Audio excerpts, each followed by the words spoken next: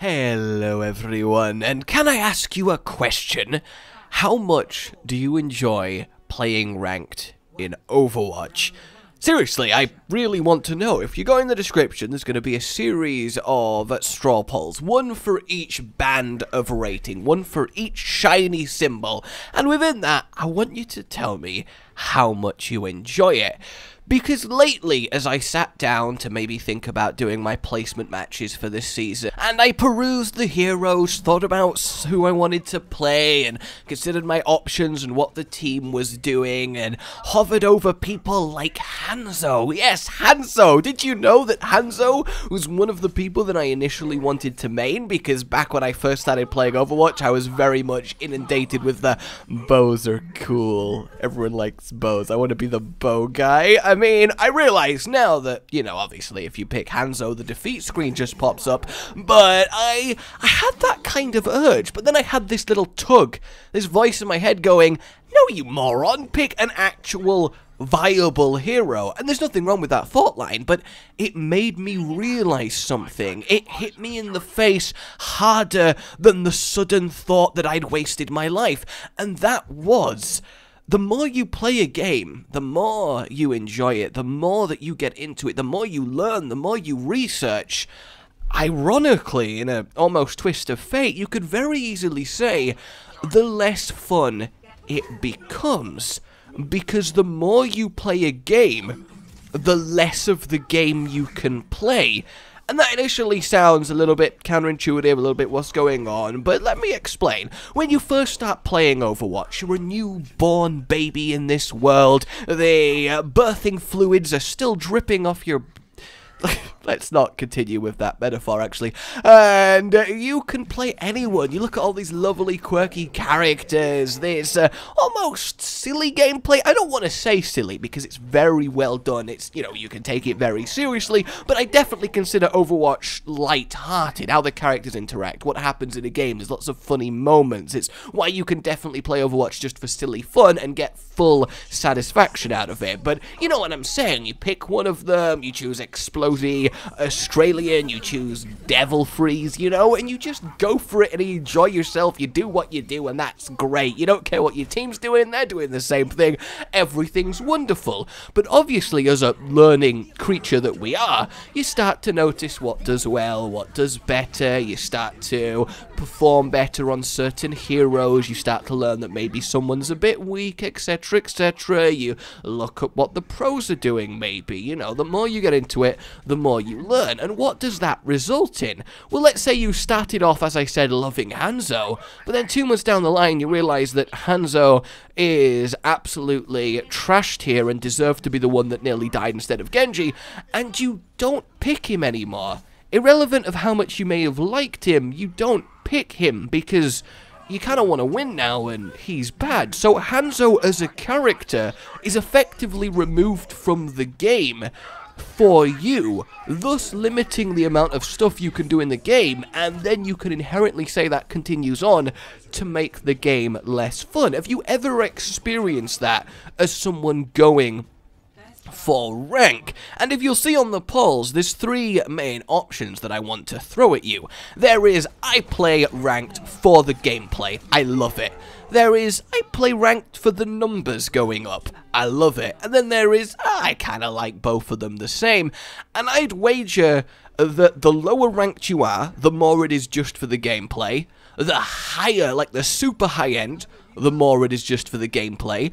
But my hypothesis is that around the kind of middle area, I'd say 2,600 to 3,200, it's more about the number. Because I'd say that is the band of rating at which you are most constricted. Because I think that is the sweet spot of skill, where you're generally a good, above average player, but you've not reached that kind of really deep, excellent skill where you can start to make almost anything work, where you can take a, air quotes, non-meta hero, where you can pick whoever you want and still do well. You know, those Widowmakers that back-to-back-to-back headshot when normally Widowmaker is kind of trash. I'd say that band of rating is they do as the pros generally do, nothing else is viable, get yelled at for picking someone else. I'd almost say this is the toxic band of Overwatch, and unfortunately it's one that a lot of people are in, and I think that is because of, well, this mentality, the constricting of options as you kind of reach this point, but then it almost expands out, and I'll talk about that in a sec. And admittedly, I have never been someone who has been completely dominated by, air quotes, the meta and what is the correct thing to play. I've always chosen who I like, and I have tried my best to be good with them, I really have. And that said, I'm not going to deliberately play someone who is actually useless, but the good example is I fell in love with my cuddle piggy, Roadhog, way before he became popular. No, I was so on that squishy train before the rest of the meta was, and I only played him in ranked in Season 1 and Season 2 before you saw him, and I did pretty well, very well, in fact, and that's really cool. But you'd have games where people are like, lol, why are you picking Roadhog?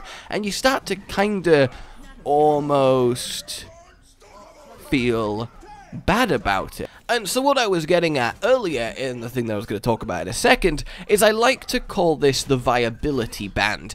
And before I, really dive into this, obviously this is something that only really affects you if you're a super competitive player. If you're someone that is just playing the game for the game, you don't really care what people want you to pick, you don't really care what you should pick, you're just going to pick what you want, play it how you want, have fun, you couldn't give a blind crap to your rating. What kind of expression is that? Jesus.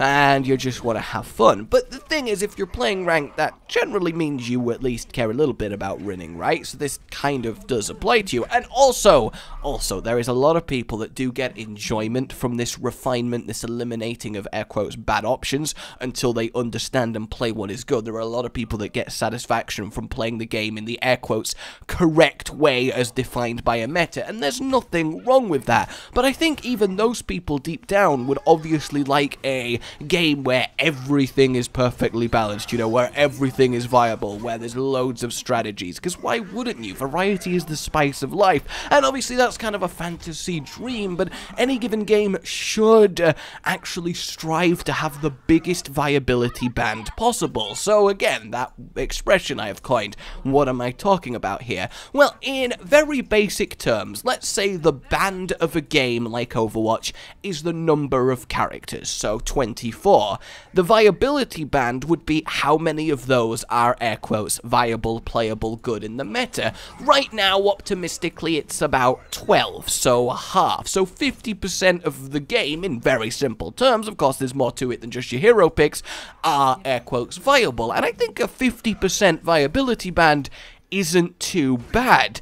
I mean, there's things like Dota 2, where you see 100 out of 110 heroes picked at major tournaments. That's a huge viability band. I would argue that Dota 2 is a game that has almost an inverse in what I'm talking about, because you start playing something like Dota and you get overwhelmed. There's so many options and heroes and strategies and ways to play that you kind of just choose a few and truck along playing them because everything else is too daunting, and the more you learn, the more things open up, the more heroes seem good, and the more things you do. So the game actually becomes more fun and more complex the better you get, which I think is very, very cool. And you could definitely make the argument in a game like Overwatch that yes, you are losing options, as in characters to play as you get better, but you are gaining ways to play the characters that are good, you're gaining in-depth ways of controlling them, of making them better, and that almost makes up for it. And yeah, I definitely think that's a viable way for looking at it. Whenever I have these talks, there is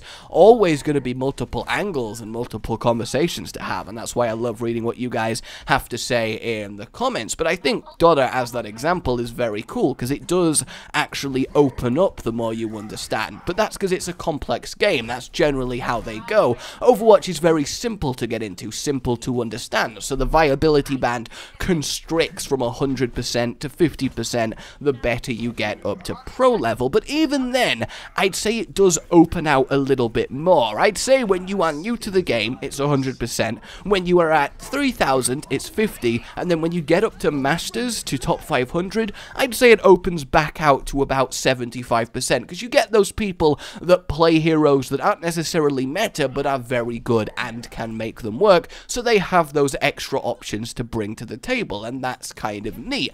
And I guess inherently, what I am getting at here is, does this ever affect you? Is this ever something that you've thought about? I don't necessarily want this talk to come across as this is a problem with Overwatch, because it's really not. It's almost inherent in any competitive game. It's something you want to battle as best you can, and even then a lot of people are happy with having these are the good heroes at the moment, and they switch around, they change with different balance patches, etc., and everybody gets a turn in the spotlight. Personally, I do adhere to everything should be at least a little bit viable at all times, not the absolutely no usage like Junkrat and Hanzo that we're seeing at the moment, but that is by the by. So I just kind of want to know how this affects you. Have you ever thought about this? Have you ever felt like you're playing ranked, but you feel a little bit constricted with your options almost? You ever have this moment of, I kind of want to do this, but I know it's bad, and that kind of makes you feel, well, a little bit bad, doesn't it? I